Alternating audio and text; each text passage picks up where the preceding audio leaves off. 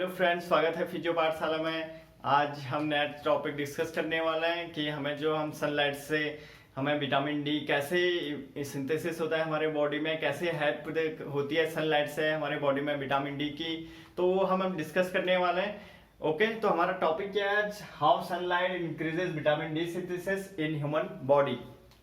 तो हम इसका इंपॉर्टेंस चेक करेंगे कि कैसे कैसे हमारा विटामिन डी हमारे कैसे कैसे उसका फंक्शन है और क्यों हमारे लिए इंपॉर्टेंट है। हम बोलते हैं कि बोन अगर स्ट्रेंथ होगी तो हम विटामिन डी चाहिए, तो विटामिन डी कहाँ से मिलेगा? बोलते हैं सनलाइट से मिलेगा। बट सनलाइट से कैसे हमारे विटामिन डी को सिंथेसिस करती है और कैसे विटामिन डी हमारे कैल्शियम को या हमारे बोन को स्ट्रेंथ कैसे देता है। तो आइए स्टार्ट करते हैं। विटामिन डी और सनलाइट का क्या फंक्शन है, क्या इंटर कोरिलेशन है। ओके, तो सबसे पहले हम देखते हैं कि जो हमने विटामिन डी सिंथेसिस या विटामिन डी जो भी हम पढ़ने वाले हैं, तो विटामिन डी है क्या और विटामिन डी हमारा फंक्शन क्या है। मेनली जो हम पढ़ने वाले हैं इसका, तो मेनली इसका जो विटामिन डी का फंक्शन है ये है absorption of calcium and phosphorus. तो मेनली हम कैल्शियम को चेक करेंगे क्योंकि कैल्शियम हमारा क्या कर रहा है, बोन स्ट्रेंथ में हेल्प करता है। क्योंकि ये क्या है, बोन मिनरल है जो बेसिकली न्यूट्रिशन होता है हर चीज का। तो वैसे ही हमारे बोन का या हड्डी का क्या न्यूट्रिशन है, वो है हमारा कैल्शियम। तो विटामिन डी जो हम देखने वाले सनलाइट के थ्रू कैसे जो हेल्प करता है सनलाइट विटामिन डी में। तो विटामिन डी का जो फंक्शन है वो मेन है ऑब्जॉर्प्शन ऑफ कैल्शियम। तो हम अभी इसकी फिजियोलॉजी में ज्यादा जाएंगे नहीं, क्योंकि हमें देखना है कि जो सनलाइट है वो कैसे हेल्प करती है विटामिन डी को हमारे सिंथेसिस में, किसमें, बॉडी में। तो देखते हैं कैसे करता है। नॉर्मल सनलाइट आती है, बोलते हैं कि सुबह की सनलाइट से हमें विटामिन डी ज्यादा मिलता है। बट क्या चीज है कि सनलाइट में जो हमारे बॉडी में विटामिन डी को सिंथेसिस को इंक्रीज कर रही है, इनहेंस कर रही है। तो बेसिकली इसमें से हमारे सनलाइट में से बहुत सारे रेज निकलते हैं, उसमें से एक रेज हमारे निकलता है यूवीवी। यूवीवी क्या है? Ultra violet B radiation. जो हमारे रेज हैं वो हमारे कहाँ पर आते हैं? स्किन में। स्किन में हमारे क्या होते हैं, बहुत सारे रिसेप्टर होते हैं। तो एक रिसेप्टर इसका भी होता है जो इस रेज को कलेक्ट करके हमारे स्किन में अंदर ले जाता है। अब देखते हैं इसमें क्या चीज है कि हमारा यहाँ पे एक होता है जो बेसिकली इंपॉर्टेंट है किसके लिए, कोलेस्ट्रॉल के लिए, सॉरी विटामिन डी के सिंथेसिस के लिए। तो उसमें एक होता है कि साइड रिएक्शन कोलेस्ट्रॉल का प्रोडक्ट होता है। साइड रिएक्शन क्या होती है? कुछ रिएक्शन होती है जिसके थ्रू कोलेस्ट्रॉल से एक प्रोडक्ट बनता है। तो हमारा जो मेन कोलेस्ट्रॉल का साइड रिएक्शन प्रोडक्ट बनता है उसको हम बोलते हैं 7 डिहाइड्रो कोलेस्ट्रॉल। तो ये क्या चीज है? इस जो यूवीबी रेज आ रही है, कहां से आ रही है? सनलाइट से आ रही है। वो इस लाइट को, जो यूवीबी है, इसको ऑब्जॉर्व कर रहा है और इसी को ऑब्जॉर्व करके वो क्या करता है, हमारा जो इनएक्टिव फॉर्म होती है विटामिन डी की, या हमारा एक इनएक्टिव प्रिकर्सर बनाता है विटामिन डी सिंथेसिस के लिए, उसको बोलते हैं विटामिन डी3। उसको एक्टिवेट, उसमें कन्वर्ट हो जाता है। तो बेसिकली ये क्या चीज है वो देख लेते हैं, 7 डिहाइड्रो कोलेस्ट्रॉल। तो हमें याद रखना है कि सनलाइट में जो यूवीबी रेज आ रही है उसको स्किन में कलेक्ट करने के बाद ऑब्जॉर्व कौन कर रहा है? 7 डिहाइड्रो कोलेस्ट्रॉल। और 7 डिहाइड्रो कोलेस्ट्रॉल क्या है? Is a side reaction product of cholesterol. तो कोलेस्ट्रॉल के थ्रू एक प्रोडक्ट बन रहा है हमारे स्किन में, उसको हम बोले 7 डिहाइड्रो कोलेस्ट्रॉल, जो हमारा ऑब्जॉर्व कर रहा है क्या? इसको। एक ये है हमारा यूवीबी। ये कहां से मिल रही है? सनलाइट से। अब ये 7 डिहाइड्रो कोलेस्ट्रॉल किसमें चेंज होगा?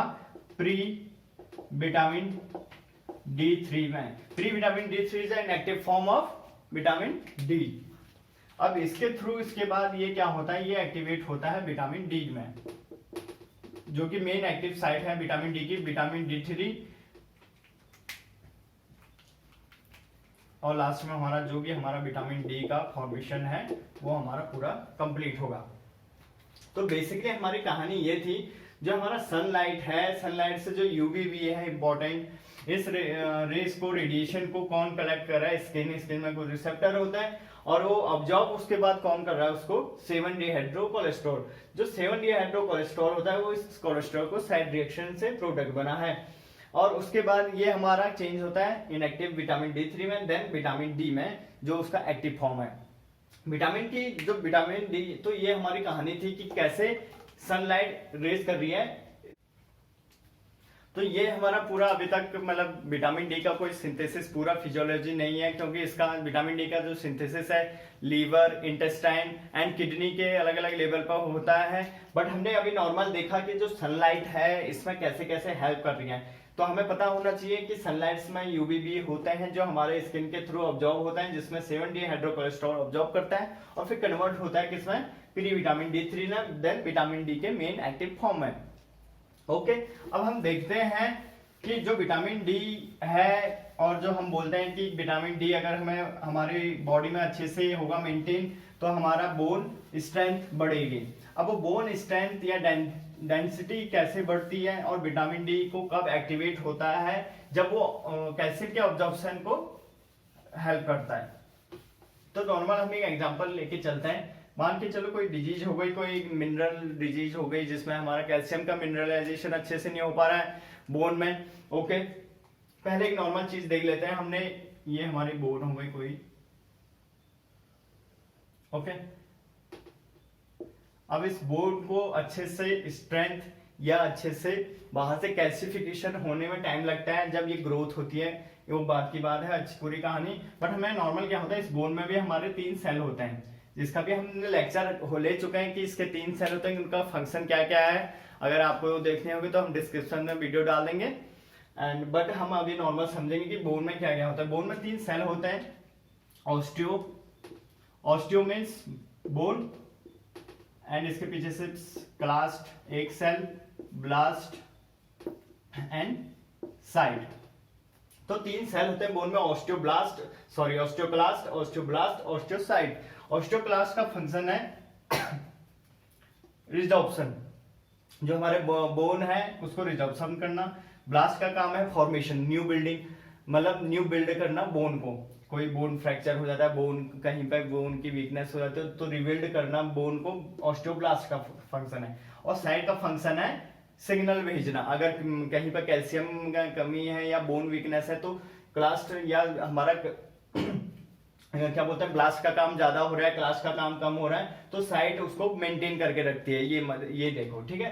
तो इन 3 सेल का ये काम है। अब जब कैल्शियम हमारा जहां से कैल्शियम का आता है तो कैल्शियम में क्या बोलते हैं, इन सेल के थ्रू यहाँ पे मेंटेन होता है। बट इस कैल्शियम को सॉरी ऑब्जर्वेशन में कैसे हेल्प मिलती है, मान के चलो कोई डिजीज हो गई जेनेटिक या मिनरलाइजेशन में कैल्शियम के उसमें हेल्प में इसका मेंटेन नहीं हो पा रहा है, तो क्या होगा, हमारा ब्लड लेवल पे कैल्शियम का, प्लाज्मा लेवल पे कैल्शियम की डिक्रीज हो जाएगी।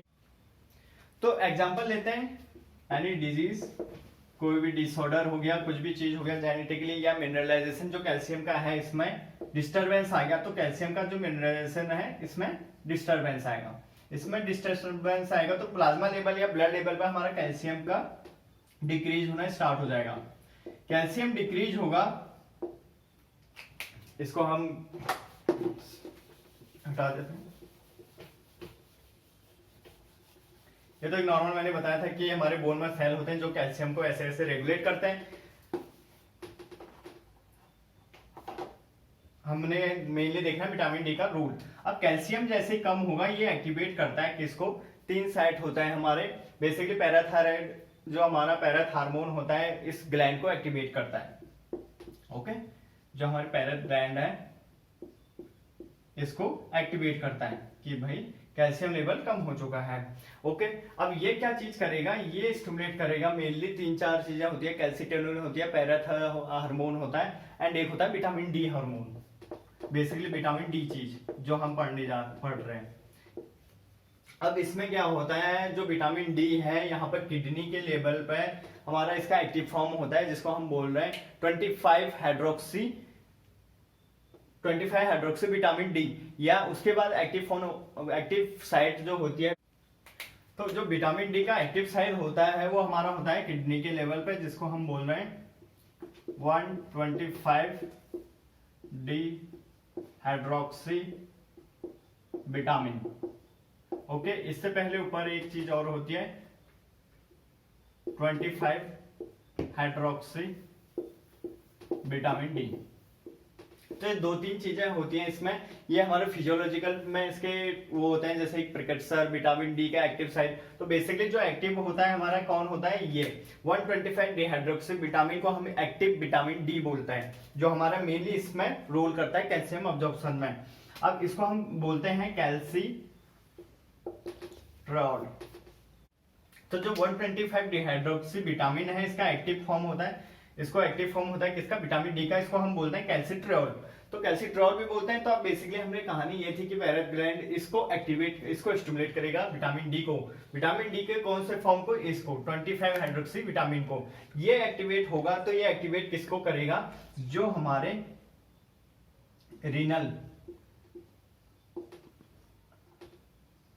रीनल में कैल्शियम जो जाता है उसको रिजॉर्प्शन में हेल्प करेगा, रीअब्जॉर्ब करवाएगा। ओके, क्योंकि यहाँ पर कैल्शियम लेवल कम हो रखा है तो कैल्शियम के अब्जॉर्प्शन को बढ़ा देगा। तो रीनल में जो भी हमारा पीसीटी लोब्यूल होता है, जो नेफ्रॉन होती है, वहां पे एक हमारा कैल्शियम होता है उसको रिजॉर्व करवाएगा, ठीक है, रीअब्जॉर्ब। और जो हमारा जीआईटी लेवल पर कैल्शियम है उसको भी अब्जॉर्प्शन में डालेगा। और जो हमारा स्किन और मसल लेवल पे, तो जहां जहां पर भी कैल्शियम है उसके रीअब्जॉर्प्शन को बढ़वा देगा कौन, ये विटामिन डी एक्टिवेट हो गए।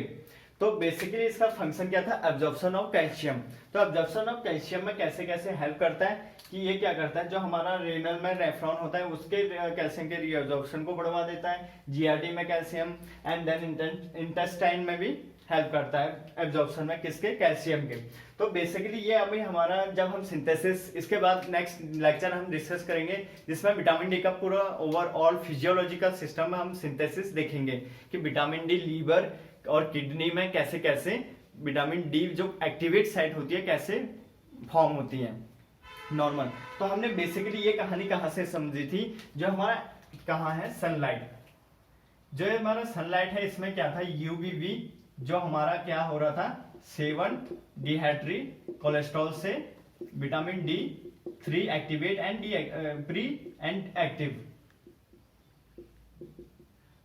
ओके, तो ये ऐसे ऐसे सनलाइट हेल्प कर रही है सिंथेसिस ऑफ विटामिन डी में हमारे बॉडी में।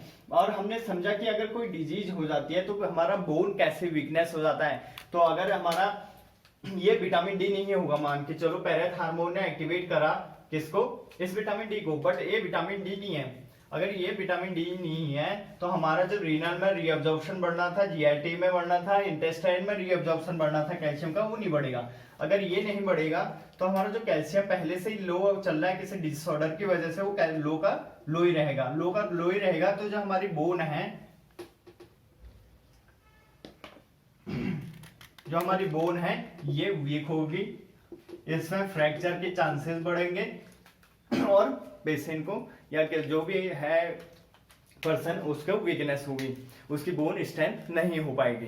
तो ऐसे ऐसे करके विटामिन डी हेल्प करता है किसमें, कैल्शियम के रीअब्जॉर्प्शन में या कैल्शियम के अब्जॉर्प्शन में। तो इसलिए हमारे विटामिन डी बोलते हैं कि हमें विटामिन डी जरूरी होता है या नेसेसरी होता है, कहाँ से, डाइट से लो या बेसिकली हमारे सनलाइट से लो। और सनलाइट का हमने मैग्नीशियम देख चुके हैं कि सनलाइट कैसे हमें विटामिन डी देता है और कैसे वो अब्जॉर्ब हो।